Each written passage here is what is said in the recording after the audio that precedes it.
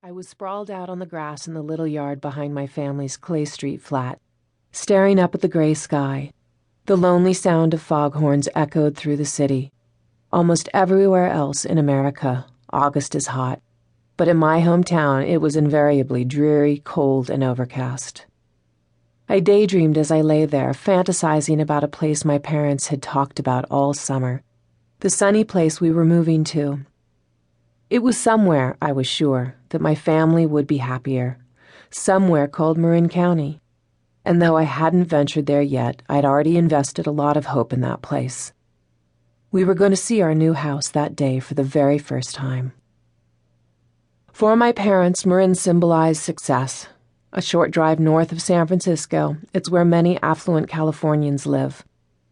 Almost all the other attorneys where my father worked commuted from homes outside the city. As the suburbs were warm and bright, the schools were top tier, and the streets were safe. As I neared kindergarten age, my parents wanted to give my sister and me a chance to grow up away from the crime, the mist, and the cramped apartments that were the norm in San Francisco. Moving to Marin meant giving their children the best, more than they had been given, and it meant giving themselves and their marriage a second chance, too. My parents were both from the East and had moved to San Francisco only so my father could go to law school there. I was born in 1968, just 18 months after my sister Chrissy, and just 1 year after Dad passed the bar exam.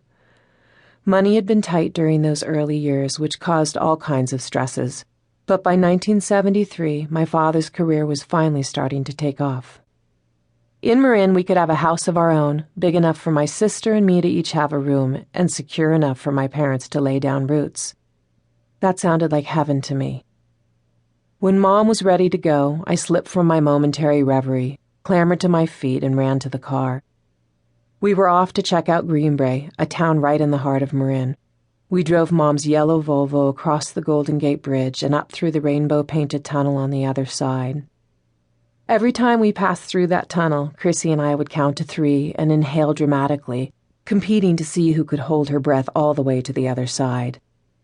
But on that August day, it was as if we'd taken the whole ride with bated breath. The whisper of promise in the air actually sent a tingle right through me. I thought about the new friends I'd make and all the open spaces in which I'd have to play. I thought about feeling warmth inside and out.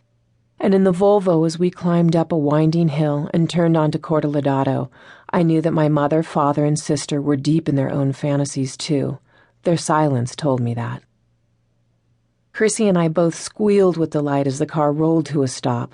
There was a small knoll dotted with low-hanging oak trees in the center of the street.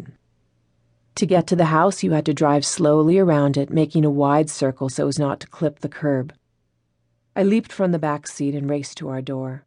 I reached up and lifted the brass knocker that was shaped like a smiling dolphin.